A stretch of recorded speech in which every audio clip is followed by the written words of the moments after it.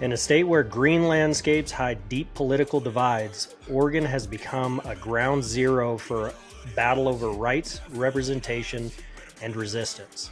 Today on the Primitive Republic podcast, we're diving deep into the Second Amendment and arising tensions between conservative voices and progressive policies in the Pacific Northwest. With us is Taren Darr, a passionate defender of liberty, to unpack the past, confront the present, and look ahead at what's next. But first, let's have a word from our sponsors. This episode of the Primitive Republic podcast is brought to you by 6 a.m. Outdoors. Ultralight gear built to go the distance. Whether you're chasing bugles in the backcountry or grinding out miles on a solo trek, 6 a.m. keeps your pack light and your mind focused. And with a lifetime guarantee, you're not just saving weight, you're saving money. Rugged, reliable, and ready, gear up at 6amoutdoors.com. That's www.viamoutdoors.com. Remember, adventure begins at 6 a.m. Ready to level up your backcountry game? The Big Game Academy is where serious hunters go to get even deadlier. Sharpen or even begin your long-range skills education with distances over 1,000 yards. Learn to navigate without a GPS and master elk calling, game breakdown, gear selection, and much more from skilled professionals and military veterans. All under the wide open skies of the Kia Grande Ranch in Pagosa Springs, Colorado. 4 days, endless skills. Sign up at huntskills.com and get ready to hunt with purpose. This episode is also brought to you by Invader Concepts, the Montana-made holster company that don't mess around. Built by hand, battle-tested, and backed by a no BS lifetime guarantee. These rigs are purpose-built for backcountry hunters and everyday carriers alike. I trust their Recon chest rig on every wilderness trip. And their Outlaw and Standard in the waist belt and out of the waist belt holsters keep me locked and loaded day to day. Quiet Ride Tech means all-day comfort, no clatter. These are the last holsters that you will ever need to buy. Head over to Invader Concepts and use promo code TPR to knock 10% off of your order. All right, Taryn, thank you for coming on. I really appreciate it. I know you're a pretty busy woman, but if you could you give us a little bit of your background? I know you'd sent me your bio, and I'll make sure I have that in the show notes and all that kind of stuff. But if you could give us a little bit of background and maybe allude to why you are so passionate about 2A rights and all that kind of stuff.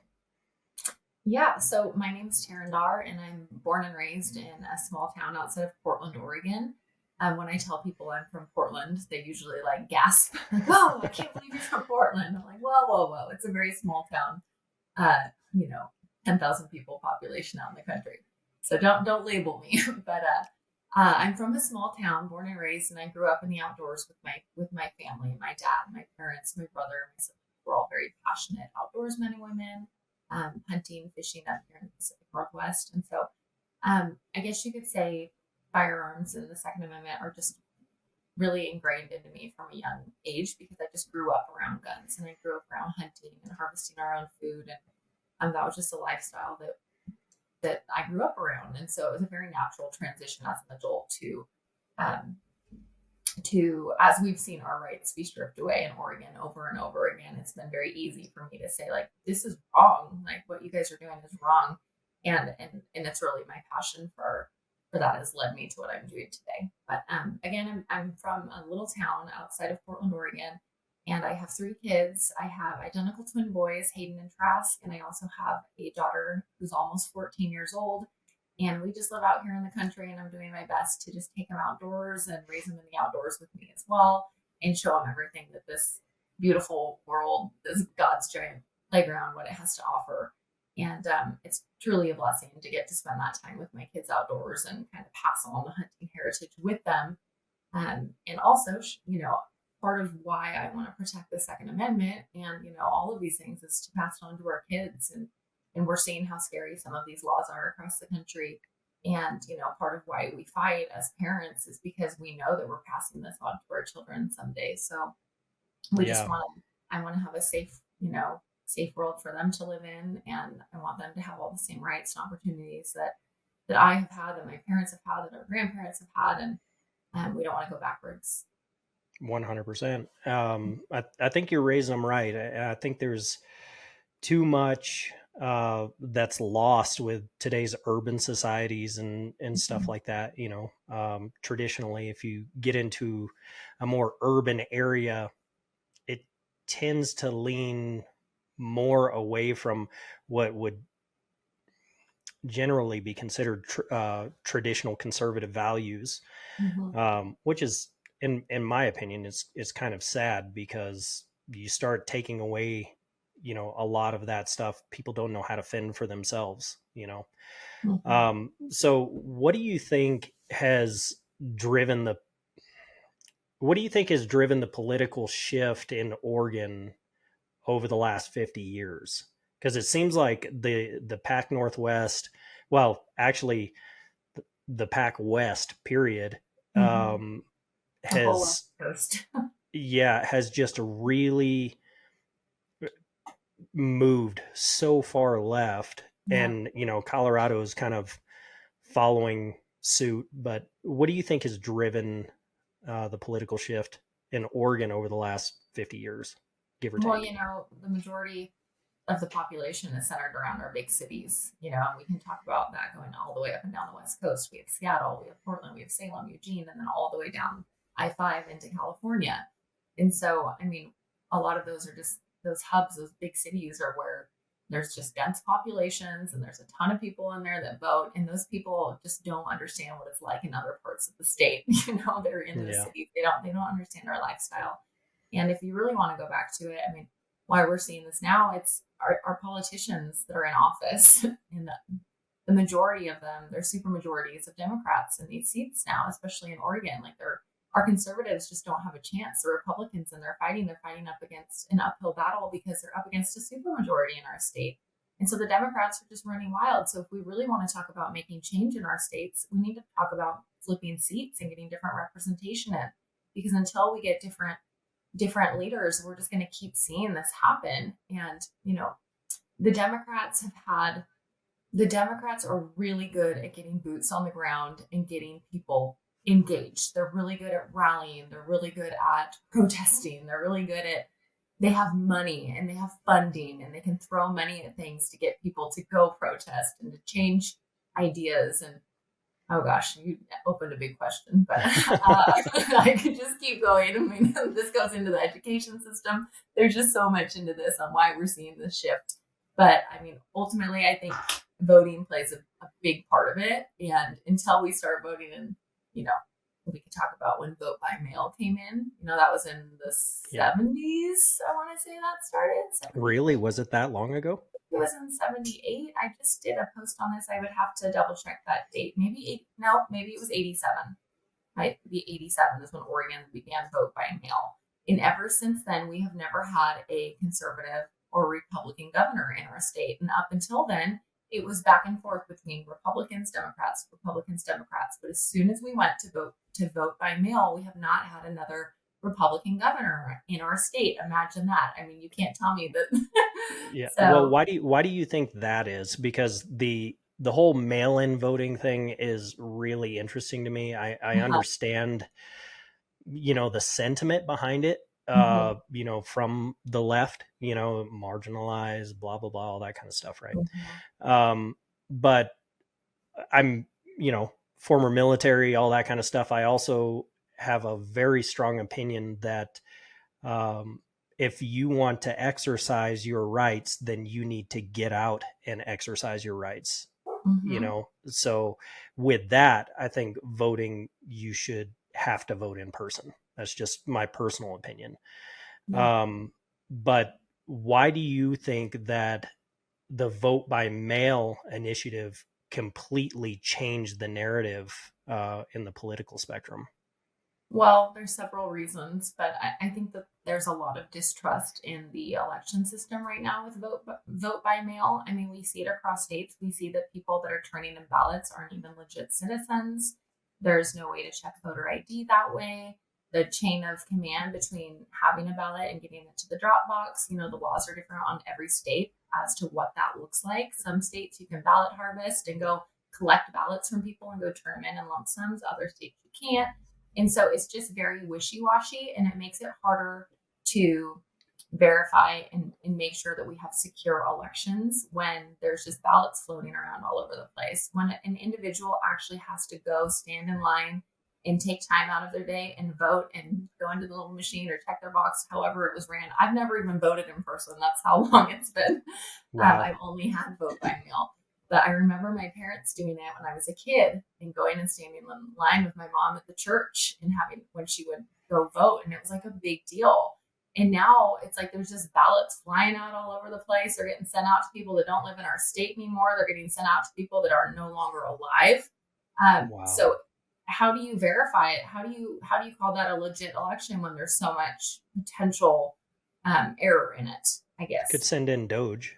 Yeah, maybe we need a little Oregon election. It's never going to happen out here because they don't want to change vote by mail. But really, and I don't want to bash our voting system altogether, because I think part of the problem is that I really do think there's a majority of the population in our states that just have lost hope in it, and so they have this attitude like, oh, it's rigged. I don't even want to vote anyways. My vote doesn't count. And I don't think that that's the right attitude to have, because your vote does count, and we still need to be engaged, and we still need to get out and do our civic duty to vote. Like, it is our responsibility, because if we don't show up, it's just giving it to the other side. It's giving a victory away. Yeah, 100%. So, as much as I want to bash on mail-in voting, I still want to say, but you still need to do it. You still need to fill out that ballot. You still need to go turn it in. You still need to call your mom, your grandma, your aunt, your uncle, your best friend, and all of her 3 friends and say, hey, we're going to go turn in our ballots. Have you gotten it off your kitchen counter yet? Have you taken it and dropped it off at a drop box? It's still important to do that. And so there is room for growth in our election system and our voting system. But even as it is now, I just still want to encourage people to get out and vote. Well, we kind of see the same thing, in you're in the outdoors as well, but we see it exactly the same thing, where a lot of people, they just, I don't know if they just kind of phone it in and they're just like, yeah, it is what it is, or, I don't have time to deal with that, or what exactly it is. But it really seems like, look at what happened in Colorado, right?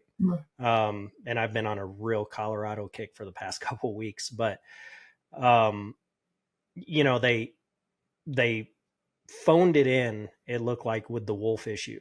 And thankfully, Prop 127 was overturned. But which, by the way, this is something else I was going to talk to you about too. It just seems like the number 114 is just bad for everybody. Do you have a 114 over there? well, in Colorado, there was Prop 114. That was the wolf reintroduction. Oh boy, that is a bad number. Yeah. So I thought that was pretty interesting when they were talking about Prop 114 when it came to 2A. But do you think that Oregon's political structure, or even the Pacific Northwest's political structure, is a full representation of the citizens? Or do you think that there's still a huge amount of people that just aren't phoning it, or that are phoning it in? Yeah, absolutely. I do not think that they're representing the people at all. There are a number of issues across our state right now, between, you talked about wolves. We have a huge wolf issue in Oregon as well. Our 2A rights, that is a giant issue. I mean, for the love, there was a giant drug bust in the state of Oregon, in Salem, Oregon, 2 days ago, that Pam Bondi, our Attorney General of the United States, went on and did all this press conference about. And that person was being harbored in Salem, Oregon. That is our state capital. Okay. And these things are happening because of the laws that the Democrats have put in place, and they've made Oregon, a sanctuary state. They've literally created this, and the people of Oregon are not happy with their leadership. So even the people that voted for these, certainly there are people that are blind to it, that are oblivious, but I would say the majority of Oregonians are very, very unhappy with what is happening across our state right now. And these laws and these leaders do not represent the majority of us. Yeah, 100%. I would 100% agree with that. Yeah, I don't even It's really just so you could sad. go so many different places with that. But Absolutely. so what role do you think the Second Amendment plays in like rural Oregon versus urban societies in Oregon? Well, I think part of the reason why there's such a disconnect between Oregonians and the Second Amendment is just because people in these cities, people just aren't educated around the Second Amendment. And I think that people that have never used firearms, people that have never gone hunting, people that have never experienced that, they just don't understand it. And I think that's where the disconnect is. And, as you move out of the cities and the urban areas into the country over to the east side of the state and more southern Oregon, like those are the people that it's more prevalent in our lives, right? And so that's where the big disconnect. And I really believe that education is probably the key to changing minds around the Second Amendment in our state. And so the more that we can get out there and just teach people and offer firearm education classes and teach people that, a firearm is not killing people. A firearm is a tool. Okay. A firearm is a car, just like a car or a knife or anything else. And they don't go out. It is just a tool. It is just an object. Without the person behind it, it does nothing. And so we need to teach people that the firearm itself is not scary. It's the firearm in the wrong hands that are scary. So as long as we can teach safe firearm instruction, like I think that is one way we can open the door to changing minds of some of these people in the urban areas. They just have to understand them.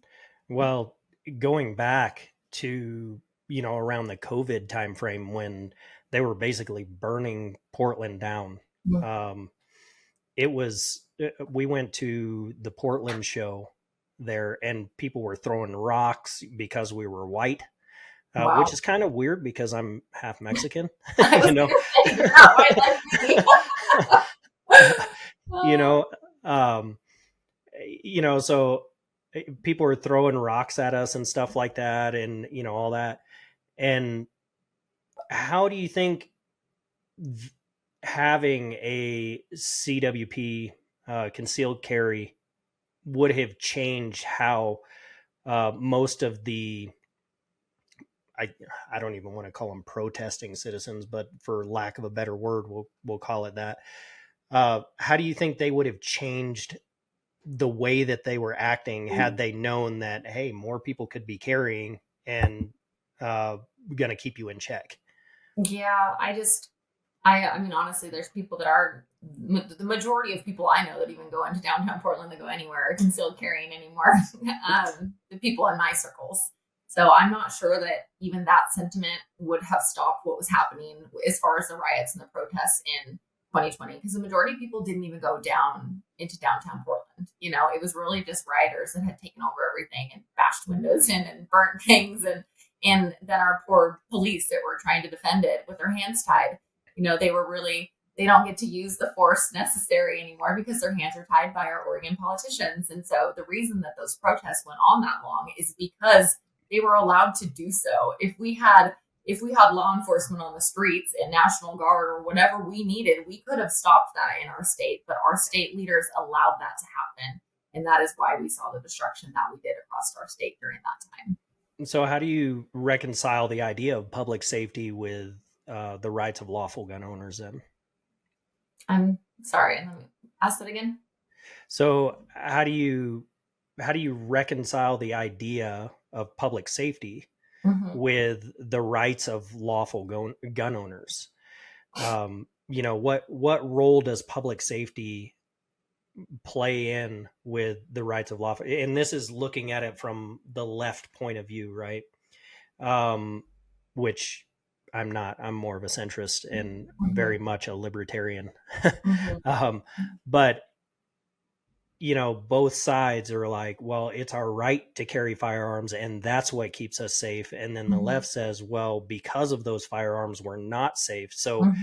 how do you reconcile both? Like, how do you put both of that How do into you work? context How for do you both marry them sides? together? Exactly. How do you marry them together? That is a good question. I think that let's just say the left, the people that are anti firearm, they believe that firearms are the problem. They blame everything on the gun.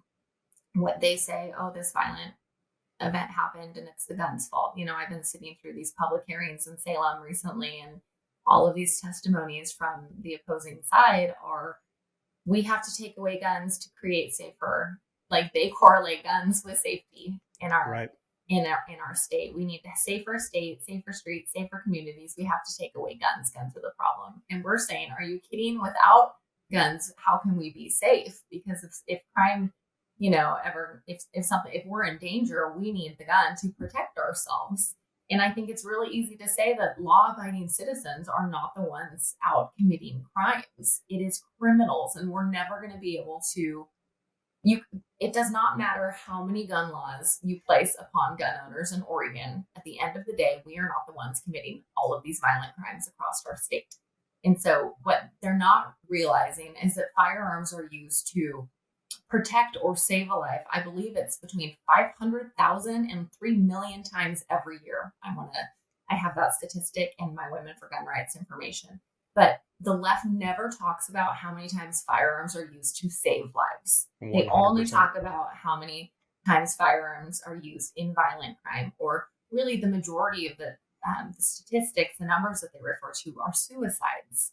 And again, that is an entirely different issue than a gun issue. A suicide issue is a mental health issue, and they can use any form of weapon to end their life, which is it's a tragic issue, and it is one of the most heartbreaking ways to lose someone in our lives. But it is not the gun; it is a mental health problem that has been unaddressed, and certainly there is a lot of that going on across our state with a lack of resources around mental health care.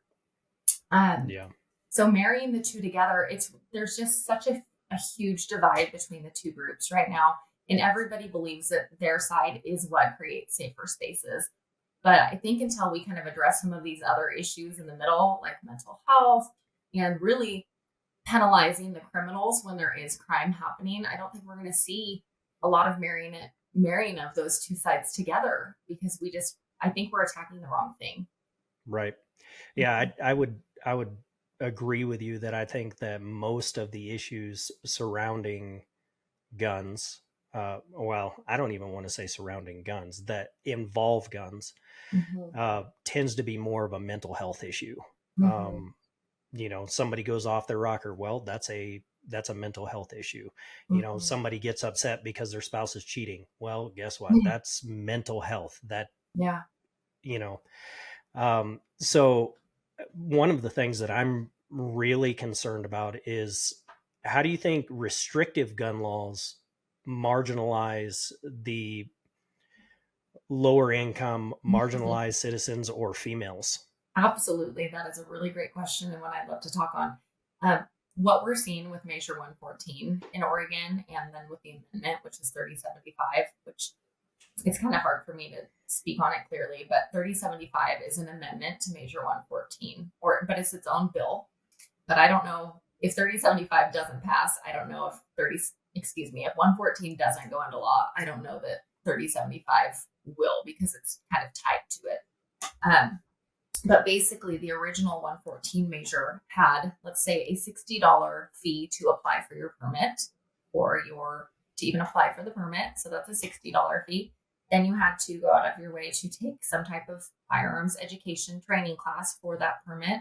And there's no fee associated with that yet. None of this program was even created when Oregon voters voted on this. They just put down this sloppy list of things and said, vote for this, it's going to make Oregonians safer. And because people didn't know what they were voting for, it was a very close vote in the middle. And it did pass back in 22. However, there were fees associated with it. There was firearms training classes that you would be obligated to go take. Then you also have to, of course, purchase a firearm so there's the purchase of the gun as well, the purchase of the background check. And all of these take time, and all of these take money. So when Measure 114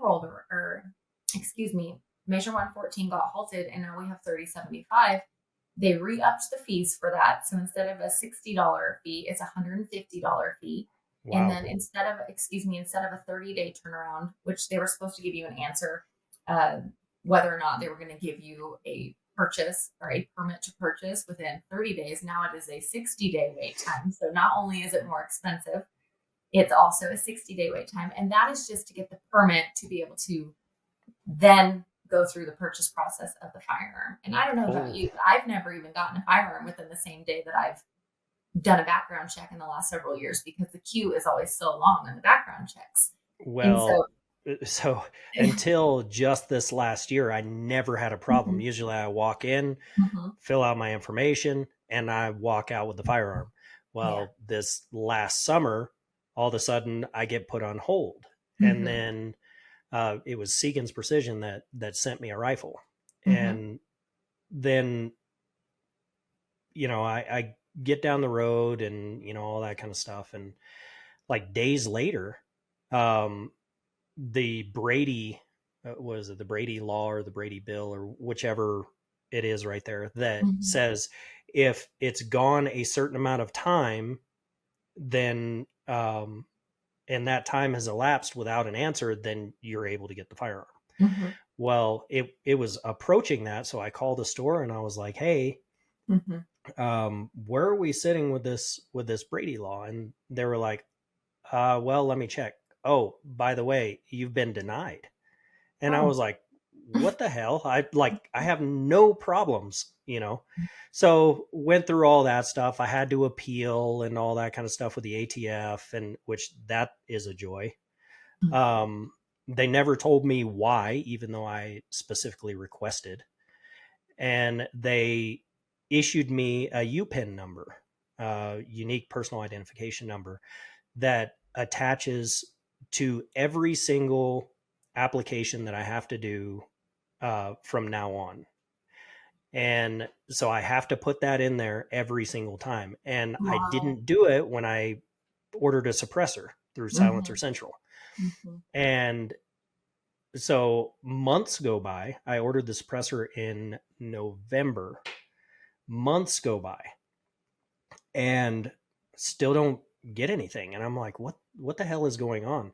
So I call Silencer Central and I was like, I just want to make sure everything is good to go with my application. You guys put in my UPIN, right? And they said, no, we didn't put in the UPIN. So I was like, well, shit. So we put in the UPIN. A week later, boom, I I get approved, and I'm like, what in the hell is going on? Like, I don't have a bad background. I'm Yeah. like, sure, speeding tickets and stuff like that. Who doesn't What have a those? huge But inconvenience for you. Somebody that has always historically been able to purchase firearms legally, haven't done anything different, but because of who knows, like, did someone click something on your profile wrong at one time, And now every time you go to purchase a firearm, you have to deal with that. And you have to remember to put this UPIN in there. Like, that shouldn't even be a thing because you haven't done anything yeah, wrong. it's a pain. Yeah, Yeah. it really is a pain. So I feel you. I mean, now you had it worse because you have an automatic waiting period and all that kind of stuff. If it Well, it's at not least implemented I yet. oh, it's not yet. No, these are all things. This is all in legislation right now. So, like you were asking about, lower income and women and stuff like that. So, like I was just describing, the price increase is just through the roof. The time that people would have to take off to go not take a class, pay extra fees, like certainly people that are, low income, that's going to be much more burdensome for those folks.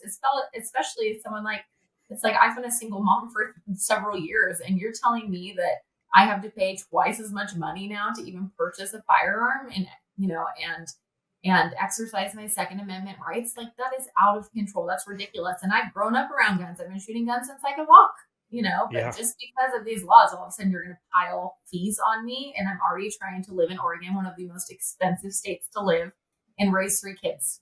Like, it's just out of control. So these yeah, laws do affect, lower income families and women. And if you want to talk about hurting women, I mean, they're putting in these wait periods, and it's not historically men that get stalkers or file restraining orders. It is women. And if you're telling a woman that she can't access a tool to defend herself, certainly a piece of paper or a restraining order isn't going to keep a violent attacker yeah. from attacking her. I Like, think if I they're heard in a that mindset. politician say there's no wait period for pepper spray. Oh, I was like, okay. I was like, Okay, I'm sorry, but pepper seriously? spray is an equalizing tool. So, like, women should not have to wait 30, 60 days to access self-defense. Like that is really one of the only Absolutely. equalizing tools that a woman has access to. So if you get into a situation where you're like, your life is in danger and you feel like you need to defend yourself, you go to the, your local FFL. Oh, okay, fill out this permit application. Wait, it could take 60 days. We also need you to go take a class. Then, if that passes, then we'll pick out a firearm for you. Then you're going to wait for a background check. I'm sorry, there's been women that have done that didn't have enough time and ended up being murdered by their stalker or by their, attacker. And there's several cases of this across the United States that we could Google and look up and talk about right now. But it's happened before. And a woman's right to self-defense should not be taken away by Oregon Democrats who have no idea what they're talking about. Well, and it never gets talked about. Mm-mm. So actually that brings up a really important point, I think, and a really important question. How do you think the media has swayed people, I would say brainwashed, but how do you think that the media has swayed people's perceptions on firearms and the Second Amendment? Well, it's really sad what the media has done because the media holds so much power over the people and their messaging. And time again, they have used firearms and just demonized them. And every time we've seen any event, any tragic event in our country that involves a firearm, regardless of the scenario around it or the situation or any other factors around the heartbreaking story, it is always the gun's fault. And it is another opportunity for the media to say, we need to, what do they always say? What is the rifle? They always ARs. AR. They always attack ARs. Yeah, even though they make up, what was it, less than 2,000? Well, I think it was less than 1,000 Yeah. deaths per year. But they always say assault rifles. We need to take Yeah, away assault rifles, ban assault rifles. That's the term I was looking for. I mean, if you would have went to the White House Instagram page during Biden's administration, you couldn't go through one scroll without seeing another orange square that said ban assault rifles. And it yeah. was I'm just surprised he over didn't and wear it as over a and little over. pin every single time he Yeah. went out there. I mean, it was like Mm-hmm. Yes. 100% every single time. Yeah, the media Um, definitely plays a very important role in passing on that message. And they're telling, who are these people watching mainstream news? What are these? Are these who's getting this message? And they're hearing, oh my gosh, another scary gun did this, another scary gun. Take away guns, yeah, take away guns. I'm sorry, if you really wanted to protect children in schools, you would be protecting them with the same security that we protect our politicians with. Why are schools across the country not all completely locked down? Why are there not single points of entry in our schools? Why doesn't every school in our country have an armed security guard on campus? Why don't they have drug dogs? For crying out loud, put a Labrador that can sniff out guns and bombs in every school because they have them. I've worked for law enforcement out here. They have these amazing dogs that kids love. They are not scary, but we are not doing things across our country to keep our kids safe. Instead, they're letting these things happen. And then at the end, the media gets to say, well, it's the gun's fault. yeah. What role do you think education, and I don't mean just overall education, but minor education plays in that? Because from my perspective, I see, all these shooting drills and all that kind of stuff. And I think Dave Chappelle said it best. Of all people, Dave Chappelle, a comedian, was like, aren't you kind of training the shooter? Yeah. It's like, I Oh, mean, what role do you think that education plays in spinning the narrative? well, certainly there is a anti-gun or a left-leaning bias in education amongst educators.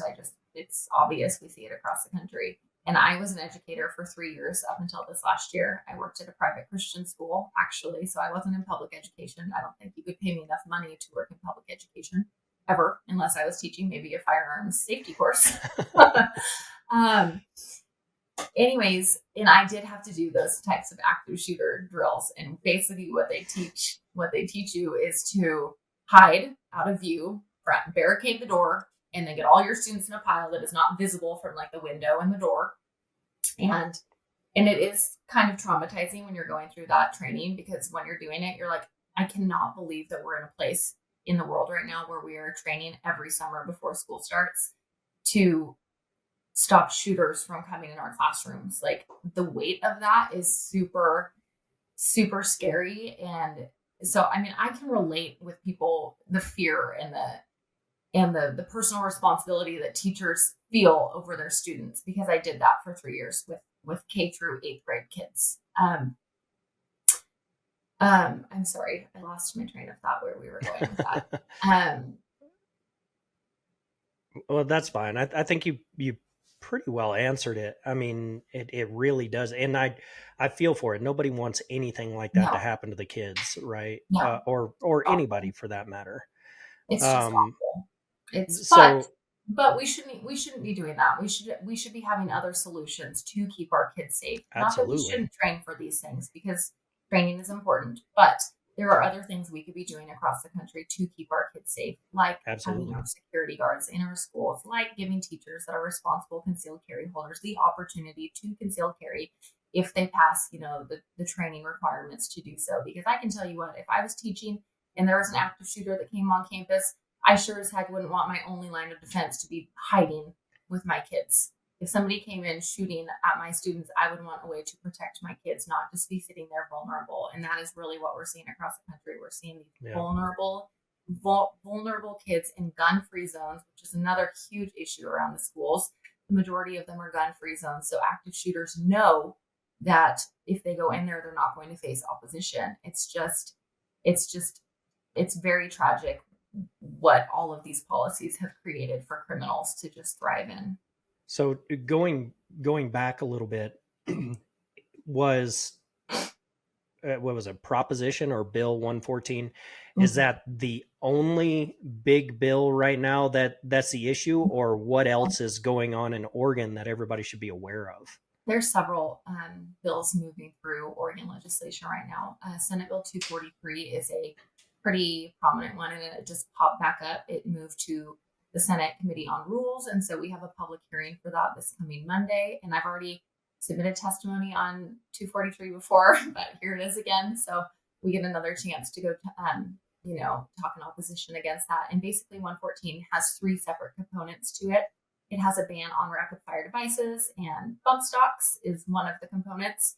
It also it gives local governments in local towns and cities the authority to establish more gun-free zones in their states, as well as it makes concealed carry holders not even right now. If you were concealed carrying and you went into a gun-free zone, you would be breaking the law.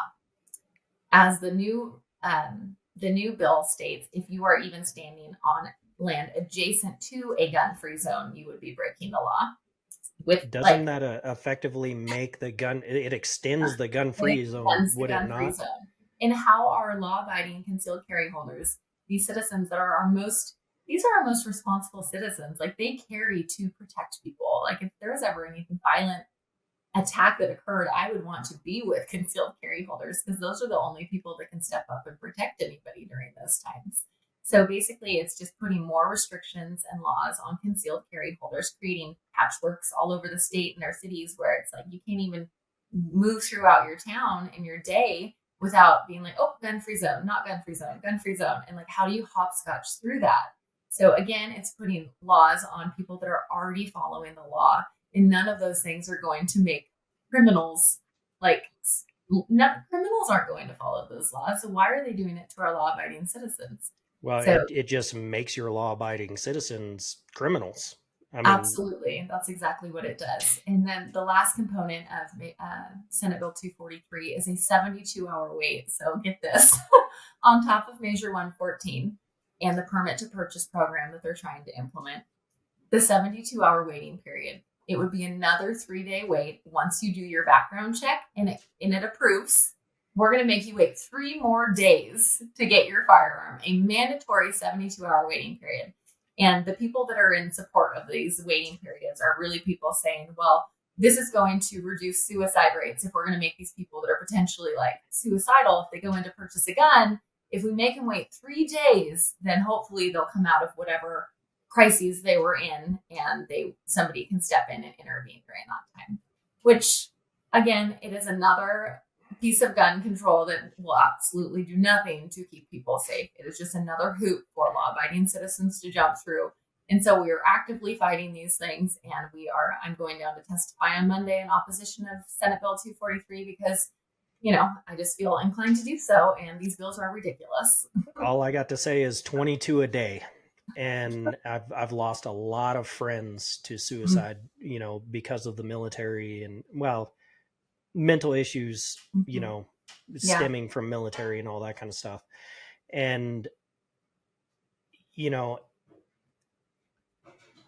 if we see that sort of issue with mental health when it comes to the military and Mm-hmm. veterans, Yeah. then I can only imagine how expanded it is with just the general public. Mm-hmm. So it seems like to me, if they really wanted to stop a suicide epidemic throughout the population, they would put more of an emphasis on mental health. Mm-hmm. Am I missing something with that, or does No, that I think seem you're like a absolutely right. logical? I think you're absolutely right. And I think that's what I'm probably going to hammer in my testimony on Monday. I'm probably going to address the 3-day waiting period the most, and then the gun free zones, the adjacent grounds portion of that, because those are two things I just feel strongly about in that bill, although we only have 2 minutes to do so.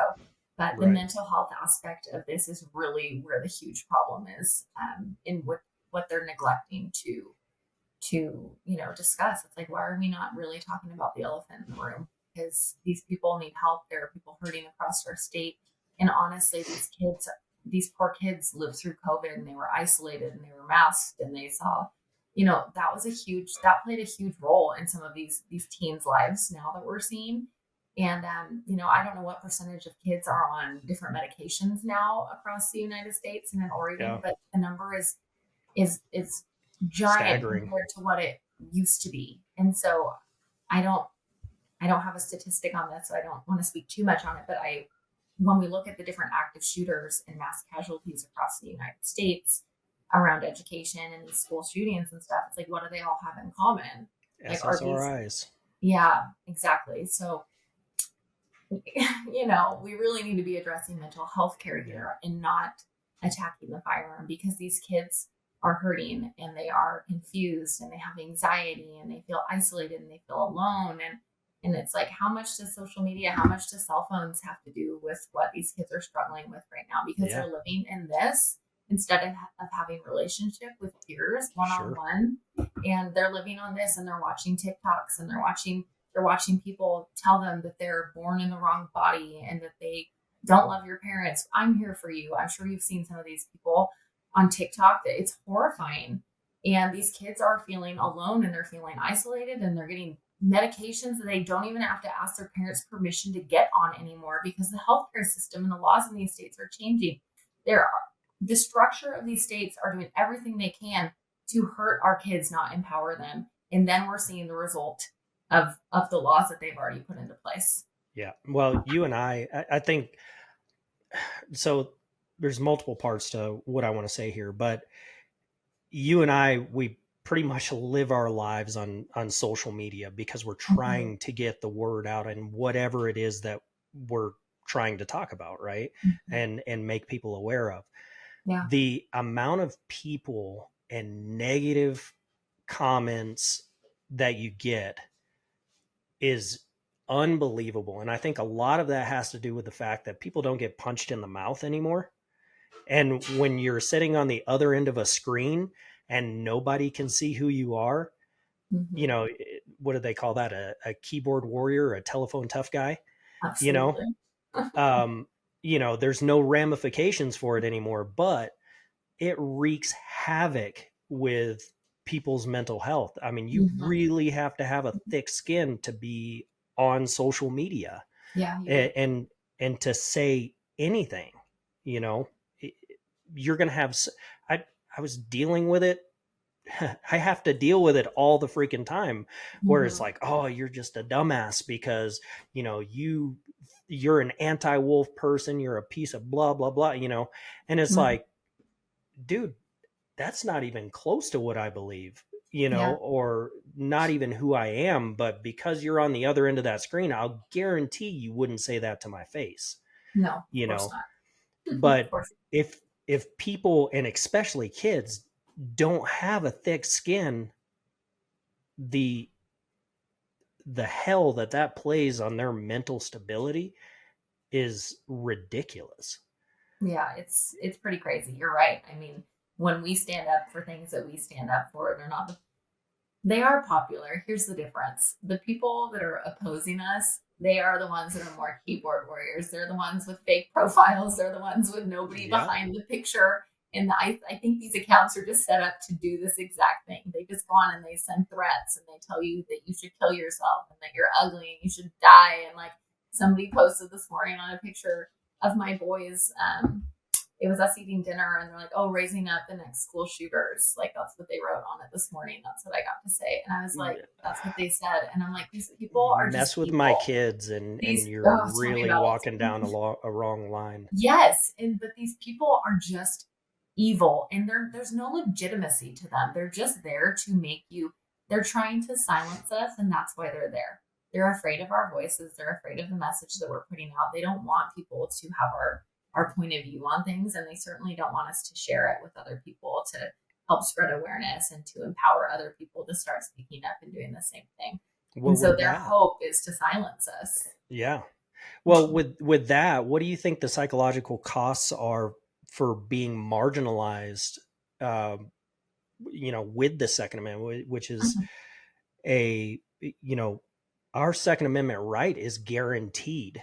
Mhm. So what do you think the psychological costs are for those that are 2A advocates uh, being politically erased? Oh, it's very frustrating. I mean, it's like any cause that we're fighting for right now. Second Amendment, parental rights. Colorado's dealing with a giant parental rights case right now about losing custody of your children for not verifying or their preferred gender. I mean, just Yeah. absolute crazy things. And so when we do speak up for these issues, I mean, we have to do it knowing that we're going to be attacked, and we kind of got to put on like an armor every day and just and it takes a special breed of person to do that, right? It's like not everybody wants to wake up every morning and get hate messages on the internet, but it's Yeah. like that's just the world that we're living in right now. And so I want to say, well, somebody has to do it. I mean, because that's just the world, because we have the internet, that's the world that we're living in. If we Yeah. speak on these issues, we just have to know going into it that we are going to get hate from the other side. But I can tell you from, at least from my personal experience, the support is 100 times more than the hate. It just seems like those hurtful things that people say sting. And so they stand out to us. But the support on the other side is massive compared to the naysayers. Yeah. How do you think we should? Well, how do you think we can um, rally those supportive voices? Because Mhm. it really does seem like most people live somewhere in the middle. Mhm. They're not on the extreme one way or the other for the most part, right? Mhm. Now, you know, in maybe certain areas, maybe they're that way, but I think the mass majority of people are in the center. So how do we rally those voices who could take an objective look at Mhm. everything and say, what they're saying is probably not correct? Mhm. How do we expand on that? Yeah. Well, I really think advocacy is in education is the key to that. So, for example, when I went down to the Salem state capitol a couple months ago, and I gave my very first testimony ever. It was very heartfelt. It was just packed with stuff. It included the story about Lake and Riley being attacked, which the whole country could identify with because it was such a heartbreaking story. And I took that testimony and it's everything's recorded. So we took it and we posted it on social media and for myself and Women for Gun Rights. And that testimony across all my different platforms, like just did it reached so many people. It was one of my best reels that went out as far as analytics goes. And I recruited so many women off of that one first post. I want to say like 40 women signed up for Women for Gun Rights in the state of Oregon from that, which is like a huge increase just like that within no time at That's all. awesome. And so um, as my experience, just sharing that and sharing my testimony online that was a way to reach more women and say, hey, we have an opportunity for you to step into Women for Gun Rights and help serve with us and help be a voice and help advocate. And it opened the door for people. So now I'm really starting to share all of this 2A information because I've stepped in as the Oregon State Director for Women for Gun Rights, which is just a volunteer thing that I'm passionate about. But the more that I can post stuff like that on the internet for these other women to see, because people don't even know what's going on. And then they see it and they're like, wow, I want to be a part of that. And so it helps as a recruiting tool for my message, helps recruit other women to get involved in our organization. And so that has been one way I can reach people and, expand that way. That's awesome. So do you think Oregon, or really the Pacific West, is a blueprint for for the nation, as far as like the rules and laws and stuff that they're trying to implement? Or do you think that it's just a locationally based issue? I think there's some truth and whatever word that is, validity in Oregon being a blueprint for some of the other blue leaning states.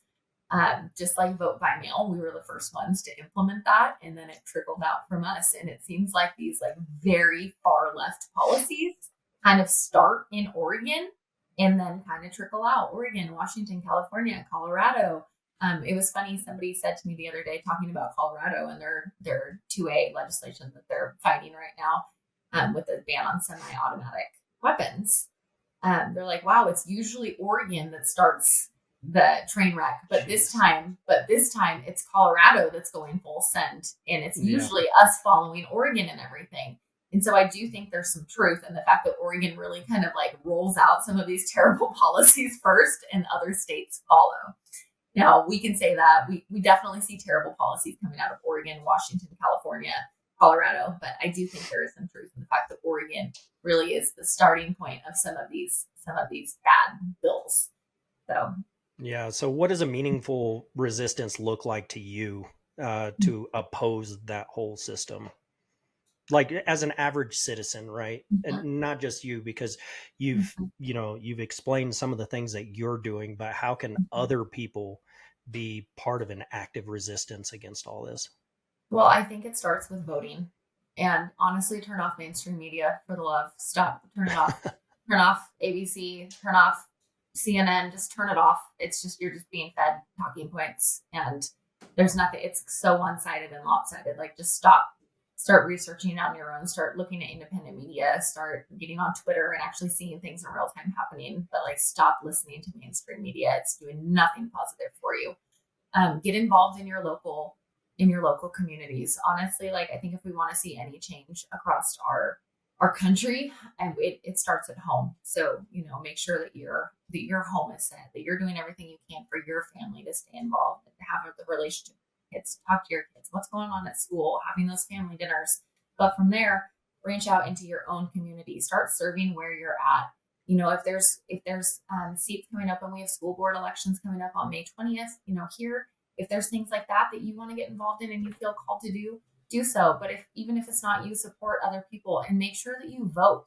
Get involved locally and vote, and encourage other people to vote as well. It's like, when we don't vote, we're just giving victories to the other side. So just be engaged citizens and pay attention to what's going on and really research things like Measure 114.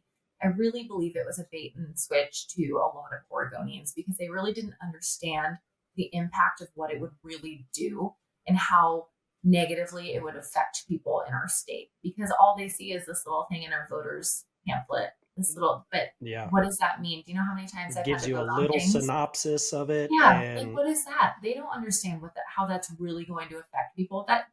And they just don't understand the dramatic effect that it's going to have on their lives if something like that passes. So just, take time out of your day to educate yourself on some of these issues. Follow the right people, get plugged into different organizations online so you can actually, stay engaged and really understand them. And at the end of the day, be engaged citizens. I think that would help yeah. a lot. Do you think it's possible to reclaim Oregon? I don't think we're reclaiming it in the short term. I think that it's going to take We need to play the long game on this. And I think we need to focus on getting people elected in some of these seats across the state that are maybe they don't have great support in, some of these Democrats, and focusing on those seats and finding just awesome rock star candidates that love the Constitution. And that's what I believe the Republican Party needs to focus on, is flipping those seats in some of those areas. Because until we right now there's a supermajority, Democrats just are running wild. But until we can take that away and restore some balance across Oregon, I don't think we're going to see very many changes. And we're just going to be screaming from the rooftops watching our state, and we'll keep doing so, and we'll keep fighting, and we'll keep speaking up, and we'll keep educating people and giving women and families resources and tools to um, to for self-defense and firearm training and safety and that types of things, and scenario training and situational training and things like that. Like, certainly we will give people the tools to live in this place that we're seeing self-destruct. But I really think that reclaiming Oregon is a long-term game, and it's going to start with just flipping these seats across the state so that we can get power back in Salem. So what do you think other states can learn from Oregon's struggle, with political division and all that kind of stuff? What do you think that they could learn from? Well, they certainly don't want to be going through what we're going through. I just back to the basics. Look for candidates that love the Constitution. If they can't stand up for our kids, if they can't say boys are boys and girls are girls, if they can't say the Second Amendment is uncompromising, if they can't make basic statements of truth, if their line of truth is wishy-washy, they're not the right candidates. So look for people that are Constitution loving, candidates to serve your state and serve your people, so you don't end up in situations like we are in Oregon. Yeah. So finally, I guess, what message would you send to people, or what would you like to say to people about how they can be active? You mentioned a few things, but what are specifically some of the things, some of the organizations, stuff like that they can support, or at very least look into? Because I don't want you to just blindly support something just because Taren says so, or just because I say so, or whatever. What are some organizations that they can look into and that might get their voice out there? I want to look one up real quick because I'm drawing a blank on the name of it. But personally, I support like USCCA, different organizations like that. But well, certainly I'd love to direct people to Women for Gun Rights. The website is womenforgunrights.org. And there's no fee to sign up to be a part of Women for Gun Rights. It's an advocacy group, and we believe that education is the key to safer communities and safer families, and not legislation, but it starts with education. And so, I'm just rallying an army of women in my state to speak up and go be advocates and show up at the Capitol and give testimony in opposition of these terrible gun control bills, and really help women find their voice. There is something very kind of invigorating about going down to Salem and having the opportunity to share your testimony. It can be scary at first, but after you do it, it's like, wow, I just did that. And I think that people don't even realize that the average everyday citizen, anybody can go do that. And so Women for Gun Rights is just a wonderful organization I'd love to steer people to. And not just women, but we'd love to have men and families involved too, because a lot of women go to men to learn things about firearms. The majority, I'd say, probably do. They go to a trusted male figure in their life, or a spouse or a father or just a friend. And the majority of people they meet at a gun store are also males. So, we'd also like to have the support of males across our state. It's not just women. We realize that we're all part of the equation to help fix this state. So womenforgunrights.org. You can also find us on social media, Women for Gun Rights. They can find me at Taren Darr. But that is really the group that I'm trying to be an advocate for right now. And I believe that together as moms, we have a really important voice in women in this fight. And it's often our voices that aren't heard from very much. And so I'd really like to help women find power to amplify their voice, because their message does matter right now. Yeah. And, honestly, this whole podcast, is very fitting that one of our sponsors is actually a holster company. Invader Concepts is one of my sponsors, and it's really what I go to and stuff like that. But having good gear and stuff like that, that's one of the things that I hear from females a lot. Oh, it's just not comfortable, and all that kind of stuff. I don't want to carry it around and blah blah blah. Go play with different gear and see what works for you, because there's different strokes for different folks. And, see what you like, see what you're comfortable with. And, I think that would definitely help, especially with females. Absolutely. You're right. But you're right. Women are always like, because a lot of these companies were only making gear towards males in the beginning. Sure.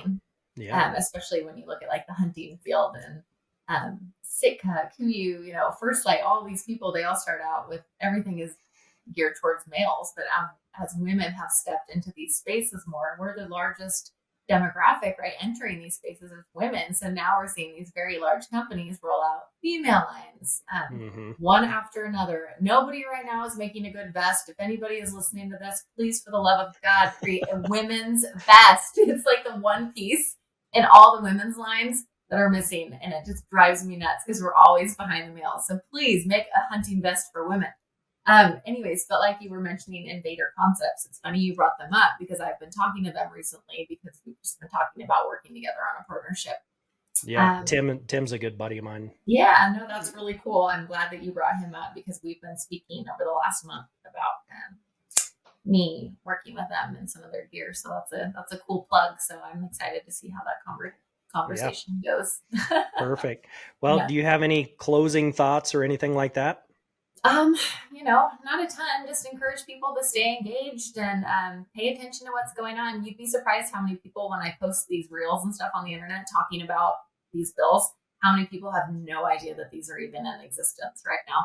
So do everything. It's Jeez. Wild. Somebody messaged me and they're like, "Hey, I moved from Alabama and I live in Bend. Am I still allowed to buy guns right now?" And I'm just like, holy smokes. Like people just are so out of touch. And if you're not paying attention to it, if you're not like in the thick of it, like we are, it's people don't really even know that these things are happening to them. So I just want to encourage people to stay engaged. And, the Second Amendment is a non-compromise issue because without the Second Amendment, we're not going to have any of the others. And it is very obvious how far the left is willing to go to kind of just like snowball, take away our rights day after day. And ultimately, at the end of the day, we want to have safe kids and we want to have safe families and we want to be able to live the American dream out here and live prosperous lives for our families. So stay engaged and don't give up. Don't get discouraged. Just keep fighting. All right. Thank you very much. I really appreciate it. No, thank you for having me. In a time when division feels inevitable, it's more important than ever to challenge the narrative, ask hard questions, and stand firm in what we believe. Thank you, Taryn, for your insight, your passion, and clarity. To our listeners, remember, liberty does not preserve itself. Until next time, keep your eyes open and your voice strong, and remember, join the Republic.